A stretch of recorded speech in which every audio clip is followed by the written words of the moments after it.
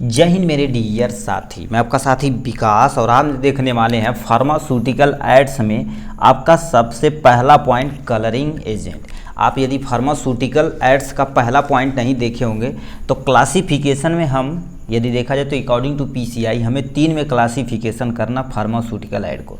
पहला colouring agent, दूसरा flavouring agent, तीसरा इज स्वीटनिंग एजेंट के बारे में। तो इसमें इस वीडियो में सबसे पहले हम आप देखने वाले हैं कलरिंग एजेंट को पूरा डिटेल में।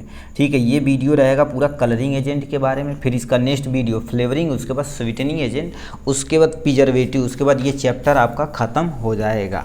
ठीक, ये आपका टारगेट बैच का 8वां दिन पे हो नहीं पाया था, हम 9वें दिन पे मतलब मॉर्निंग के टाइम पे इसको हम अपलोड कर देंगे, आप प्लीज़ देख लीजिएगा।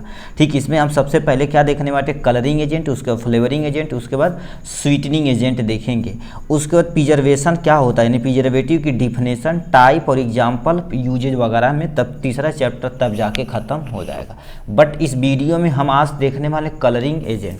अब देखिए, फार्मास्यूटिकल एड्स का कोई भी टॉपिक यदि आएगा, ठीक है, कोई भी टॉपिक आएगा, अब फ्लेवरिंग जो कलरिंग एजेंट है जो सबसे ज़्यादा पूछा जाता है, तो कलरिंग एजेंट आएगा तो क्या क्या करना पड़ेगा। सबसे पहले आपको कलरिंग एजेंट लिखना पड़ेगा। ठीक है, यहाँ से कलरिंग एजेंट लिखना पड़ेगा। ठीक है, कलरिंग एजेंट लिखना पड़ेगा। कलरिंग एजेंट में सबसे पहले आपको डिफिनेशन लिखनी पड़ेगी। क्या लिखनी पड़ेगी, डिफिनेशन। मतलब डिफिनेशन मतलब इंट्रोडक्शन भी डाल सकते हैं, 2-3 लाइन लिख दीजिएगा क्या क्या होता है। उसके बाद इसका क्या हो जाएगा, ठीक है, क्लासिफिकेशन के बारे में, क्लासिफिकेशन को थोड़ा सा डिफाइन कर दीजिएगा।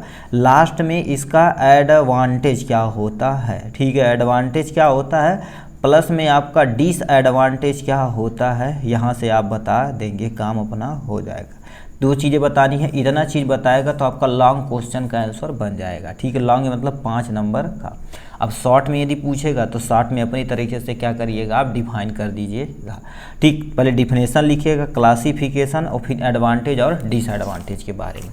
तो आपके सामने ये हिंदी तथा इंग्लिश मीडियम का मिक्स वाला पोर्शन है। यदि इसका अलग से हर एक टॉपिक का मतलब हर एक सब्जेक्ट का आपको क्या होगा, अलग से टॉपिक चाहिए तो इसमें केवल कितना 99 रुपीज़ में आपको हर एक सब्जेक्ट का मिल जाएगा। और यदि आप टारगेट बैच ज्वाइन किए हैं तो आपका तो बल्ले बल्ले है, जब तक आपका एग्ज़ाम नहीं हो जाएगा तब तक हर एक सब्जेक्ट को डिटेल में कराया जाएगा। और उसमें टारगेट बैच में 2022 का पेपर सोल्यूशन, 2023 का, 2024 का और लास्ट में जो आपका सुपर 25 क्वेश्चन दिया जाएगा उसको इंक्लूड रहेगा। ठीक, पास कराने की गारंटी हमारी है, केवल आप टारगेट बैच ज्वाइन कर सकते हैं। ठीक, तो कलरिंग एजेंट होता क्या है इसके बारे में थोड़ा सा समझते हैं। देखिए, बहुत सारी दवाइयाँ देखेंगे तो अलग अलग कलर की होती हैं, सर अलग अलग कलर की होती हैं। ठीक, तो वो जो अलग अलग कलर ऐड किया जाता है वही आपका हमारे पास क्या होगा, कलरिंग एजेंट है। ठीक है, वही आपके सामने कलरिंग एजेंट है। तो क्या लिखा है, कलरिंग एजेंट एक ऐसा सब्सटेंस होता, मतलब एक ऐसा सब्सटेंस होता है जो फार्मास्यूटिकल प्रोडक्ट यानी दवाओं को कलर देने के लिए प्रयोग किया जाता है, उसी को कलरिंग एजेंट कहते हैं। क्या बोलते हैं भाई कलरिंग एजेंट बोलते हैं। अभी आपको 4-5 टैबलेट दिखाते हैं उनका कलर के बारे में। ठीक है, जैसा कि आप देख पा रहे हैं। ठीक है, तो ये दवाइयाँ देखा जाए तो ये आपका LEW52DS का टैबलेट है, ये आपका कैल्शियम, ठीक है, और विटामिन D3 का टैबलेट है। तो ये देखा जाए तो किस कलर का है भैया, वाइट कलर का। और ये देखा जाए तो हल्का सा रेड कलर के उस टाइप में, ब्राउन कलर में ब्लैक कलर के हल्का कॉम्बिनेशन है। तो ये दवाइयाँ अलग अलग क्यों है, क्योंकि इसमें कलरिंग एजेंट ऐड करके इनके कलर को अलग अलग कर दिया गया है, उसी को हम कलरिंग एजेंट बोलते हैं। अब लिखा क्या, ध्यान से सुनिए, कलरिंग एजेंट एक ऐसा सब्सटेंस होता है जो फार्मास्यूटिकल प्रोडक्ट यानी दवा को कलर देने के लिए प्रयोग किया जाता है, उसी को क्या बोलते हैं, कलरिंग एजेंट बोलते हैं। कलरिंग एजेंट मुख्यतः प्लांट, एनिमल और मिनरल से प्राप्त किया जाता है, चाहे वो प्लांट से प्राप्त किया जाएगा, चाहे मिनरल से, चाहे एनिमल से प्राप्त किया जाएगा दवा को कलर देने के लिए। ठीक है, इसको साइड में रखते हैं। ठीक, दूसरा पॉइंट क्या होता है वही बोले हैं, कलरिंग एजेंट कहाँ से प्राप्त किया जाता है, चाहे वो प्लांट से प्राप्त किया जाएगा, चाहे एनिमल से, चाहे मिनरल से प्राप्त किया जाता है। दवा के कलर को पेशेंट को, ठीक है, दवा के कलर से पेशेंट को दवा लेने की आसानी तथा डॉक्टर को पहचानने तथा तुम्हारे पास यानी पहचानने में क्या होती है, ईजी होती, समझने तथा पहचानने में ईजी होती है। इस पॉइंट का मतलब समझिए क्या होती है, जैसे बहुत सारी दवाइयाँ होती हैं ना तो उनका अलग अलग कलर होता है, तो जो दवाइयाँ का जो कलर होता है तो पहचानने में क्या होती है, आसानी, चाहे वो पेशेंट हो, चाहे उसके साथ साथ डॉक्टर हो, चाहे आपके फार्मासिस्ट भाई हो, आप सब लोग। ठीक, तो दवाओं को समझने तथा पहचानने में आपको क्या होता होते हैं, ईजी होती है, इसीलिए हम कलरिंग एजेंट का प्रयोग करते हैं। ठीक है, तो ये आपका इंट्रोडक्शन होगा क्लासी, ठीक है, यानी कलरिंग एजेंट का। ठीक है, एकदम से स्टेप बाय स्टेप आपको लिखना है। उसके बाद यहाँ से आपका आता है क्लासिफिकेशन। क्लासिफिकेशन में देखा जाए तो टोटल 2 में कैटेगराइज किया गया। सबसे पहले नेचुरल कलर और दूसरा सिंथेटिक कलर। नेचुरल कलर में क्या हो जाते हैं, ऐसे कलर जो सीधे सीधे नेचर से ऑब्टेन किए जाते हैं, मतलब प्रकृति से प्राप्त किए जाते हैं, उसको हम नेचर कलर बोलते हैं। यानी कौन सा कलर, नेचुरल कलर बोला जाता है। अब चाहे वो मिनरल हो सकता है, चाहे प्लांट हो सकता है, चाहे एनिमल, इनसे प्राप्त किया जाता है कलर। ठीक, सिंथेटिक कलर क्या होते हैं, जिसके सिंथेटिक ऐसे कलर जो लैब में सिंथेटिक मतलब प्रयोग किए जाते हैं, मतलब प्रयोग के द्वारा बनाए जाते हैं। तो इसमें क्या हो जाता है, एनिलीन आता है और क्या हो जाएगा, टेरेटाजीन आ जाता है। ये तुम्हारे पास ड्रग्स हो जाएंगे, सॉरी दवाई कलर इसके बारे में। दोबारा सुनिए, कितने में क्लासिफिकेशन किया गया, टोटल 2 में क्लासिफिकेशन किया गया। नेचुरल और सामने सिंथेटिक दिया गया है। नेचुरल में आपके क्या होगा, 2 आते हैं, आपके 3 आते हैं, मिनरल हो जाएगा, प्लांट हो जाएगा और एनिमल हो जाएगा। अब इन्हीं के बारे में थोड़ा लिखेंगे, फिर एडवांटेज और डिसएडवांटेज, उसके बाद आपका कलरिंग एजेंट खत्म हो जाएगा। ठीक, अब सबसे पहले हम हेडिंग डालते हैं कलरिंग एजेंट के बारे में। ठीक है, कलरिंग एजेंट सर क्या होता है, पहले दे देते हैं नेचुरल। ठीक है, ये तुम्हारे पास हो जाएगा, यहाँ पर पहला डाल दीजिएगा नेचुरल कलर, यानी प्राकृतिक रंग। यह कलर मुख्यतः प्रकृति से प्राप्त किए जाते हैं। किससे प्राप्त किए जाते हैं, प्रकृति से प्राप्त किए जाते हैं। इसको हम नेचुरल कलर बोलते हैं। कौन सा कलर बोलते हैं, आपके सामने नेचुरल कलर बोलते हैं। मतलब ये प्रकृति से, चाहे प्लांट से, क्योंकि प्रकृति में देखा जाए तो बहुत सारे कलर हैं, जैसे हल्दी अभी आपके घर में प्रयोग किया जाता है। ठीक, तो वही चीज़ है। तो ये तुम्हारे पास पहले आते हैं मिनरल। मिनरल मतलब यह मुख्यतः रंजक यानी पिगमेंट कहा जाता है, यानी मिनरल को मुख्यतः क्या बोला जाता है, रंजक। और सबसे ज़्यादा मिनरल इसी से प्राप्त किया जाता है। ठीक, कलरिंग एजेंट इसी से प्राप्त किया जाता है। ठीक है, तो ये हो गया यहाँ से। नेक्स्ट में क्या लिखा, यह रंग समानता एक्सटर्नल यूज की दवाओं में किया जाता है। एक्सटर्नल मतलब जो बाहर से यूज किए जाते हैं, जैसे क्रीम हो गया, लोशन हो गया, अन्य कॉस्मेटिक आइटम हो गया, उनको कलर देने के लिए क्या हो जाता है, इस मिनरल कलर का प्रयोग किया जाता है। जैसे में लोशन हो गया, कॉस्मेटिक आइटम हो गया, में प्रयोग किया जाता है। अब इसका एग्जाम्पल क्या हो जाएगा, यानी रेड हो गया, येलो फेरिक ऑक्साइड हो गया। क्या हो गया, फेरिक ऑक्साइड, फेरस ऑक्साइड अलग होता है, तो यहाँ पर फेरिक ऑक्साइड का प्रयोग किया जाता है। लेड क्रोमेट का प्रयोग किया जाता है, जो किसके अंतर्गत आ जाता है, मिनरल कलर के अंतर्गत आता है। ठीक है, तो ये आपके सामने हो गया यहाँ से। अब सर प्लांट से क्या निकाला जाता है, ठीक है, यहाँ पर प्लांट दे रखा है, प्लांट कलर तुम्हारे पास लगा देते हैं यहाँ से। प्लांट से तुम्हारे पास कलर प्रोवाइड किए जाते हैं। प्लांट से लिखा है, यह पेड़ पौधों से एक्सट्रैक्शन प्रोसेस द्वारा निकाला जाता है। एक्सट्रैक्शन प्रोसेस क्या होता है, जैसे एलोवेरा हो गया, तो एलोवेरा से हमें मेनली क्या निकालना, एलोइन निकालना है। ठीक है, जैसे एलोवेरा का फेस वॉश बनता है, बहुत सारी क्रीम बनती है, बहुत सारी कॉस्मेटिक आइटम बनती है। तो उनसे ऐसा थोड़ी नहीं कि एलोवेरा लिए उठा के पीस के भर दिए, ऐसा नहीं। उनका जो मेन केमिकल होता है उसे निकाल दिया जाता है। जो अब मेन केमिकल निकाले का जो प्रोसेस होता है उसी को एक्सट्रैक्शन प्रोसेस कहते हैं। उसे मेन केमिकल निकाल दिया जाता है, जैसे नीम से हो गया, एलोवेरा से हो गया, हल्दी से हो गया, क्लोव से हो गया, इन सब से मेन केमिकल जो होता है वो निकाल लिया जाता है। फिर हमारे पास जो भी कलरिंग में प्रयोग किया जाता है, इसमें टर्मरिक आता है, सेफ्रॉन आता है, कोरलेला एल्गी आती है, ठीक है, एल्जारीन आती है, एंथ्रोसाइनिन आती है। ये सब तुम्हारे पास इसके एग्जाम्पल हो गए।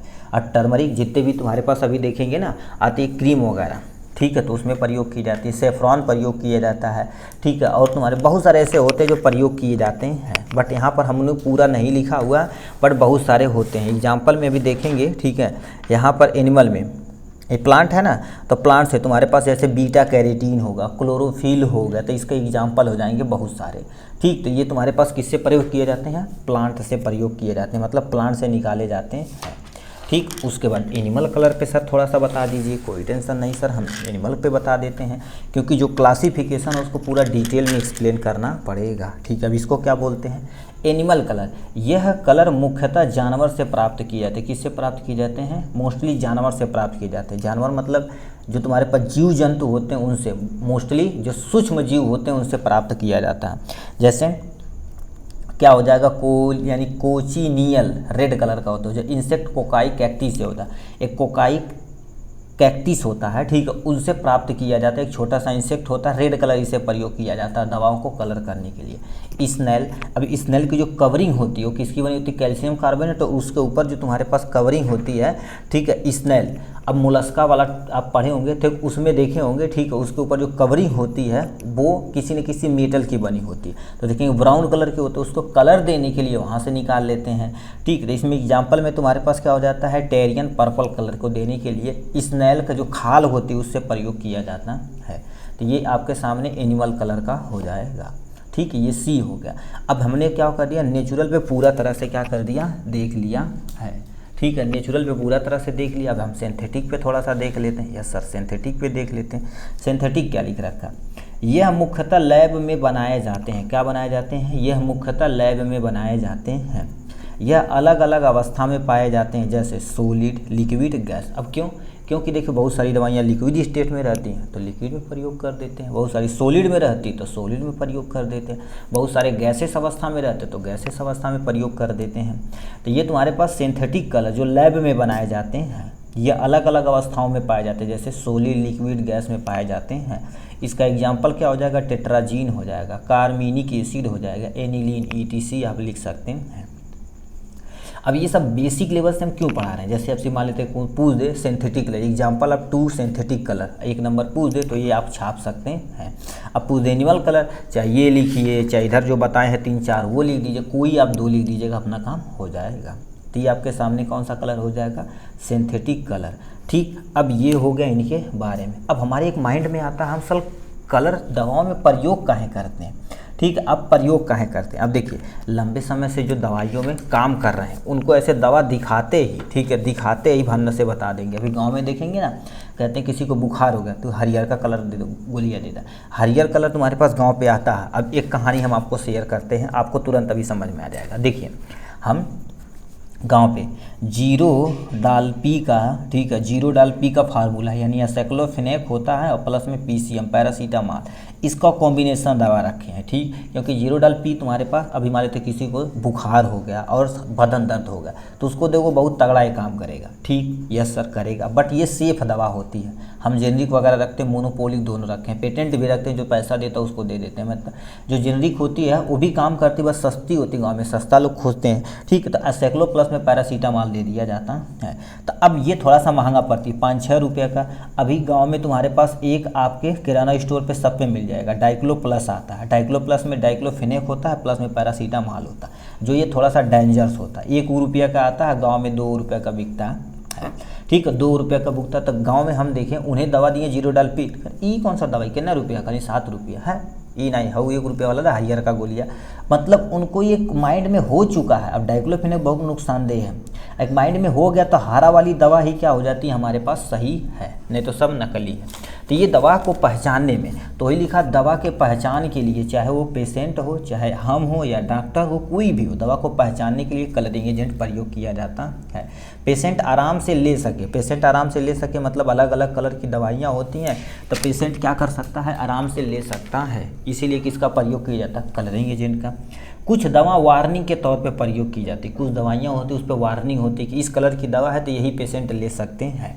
जैसे अभी नीट की दवा हो गई, हार्ट की दवा हो गई, तो ये सब पे कुछ वार्निंग लिखा होता है, ठीक है। तो उनके कलर भी वैसे उस टाइप में ही होते हैं, ठीक है। तो ये दवाओं का इसीलिए हम कलरिंग एजेंट का प्रयोग करते हैं। तो उपयोग आप समझ गए होंगे, ठीक। अब सर एडवांटेज और डिसएडवांटेज थोड़ा सा बता दीजिए, कोई टेंशन नहीं।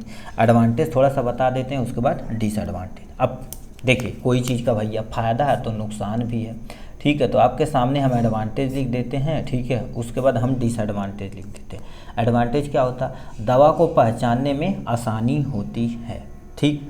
अभी पहले ज़माना में देखा जाए तो ठीक, अभी आप छोटे होंगे तो आपको दवाइयाँ दी जाती होंगी। गांव में छोटे छोटे कोई थोड़ा सा पढ़ा लिखा रहता तो 2-4-10 टैबलेट रख लेता था और लोगों को ट्रीटमेंट करता था। तो वो दवा कलर से पहचान लेते थे, अच्छा ये कलर है इसमें, ये कलर इसमें है, ठीक, वो भी हो गया। अब मान लेते हैं तुम्हारे पास कहीं दूर से फ़ोन से किसी से बतिया रहे हैं, आपकी मम्मी है, तो बोलेंगे भाई बुखार हो गया घर पे, अच्छा दवा खा लेना। तो बताओ उनको थोड़ी ना पता, बोल देंगे एसाइक्लोफेनेक खा लेना, तो उनको थोड़ी ना पता एसाइक्लोफेनेक कौन है भाई।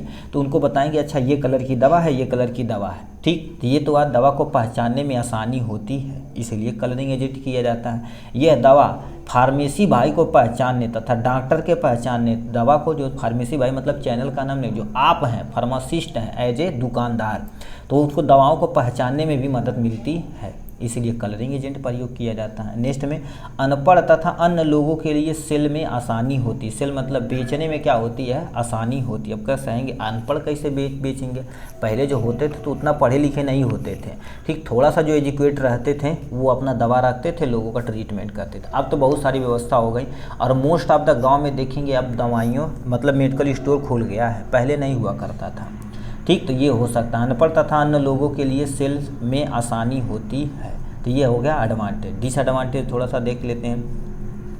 कभी कभी दवा का रंग बदलने पर प्रॉब्लम हो जाती है, ठीक, मान लेते हैं। अब देखो डिसएडवांटेज इसका नुकसान क्या है, कभी कभी मान लेते ये दवा है, अब मान लेते कहीं रख दिए, सूर्य का प्रकाश बढ़ रहा, लंबे समय तक ये बिक नहीं रहा, तो इसका कलर धीरे धीरे धीरे धीरे चेंज हो जाता है। तो आपको लगेगा पेशेंट को देंगे ये कलरवा कैसन हो गया वो नहीं ले, तो मतलब वो लेगा नहीं, एक्सेप्ट नहीं करेगा। तो वही लिखा रखा कभी कभी दवाओं का रंग बदलने पर प्रॉब्लम हो जाती है, तो ये कंडीशन है यहाँ से।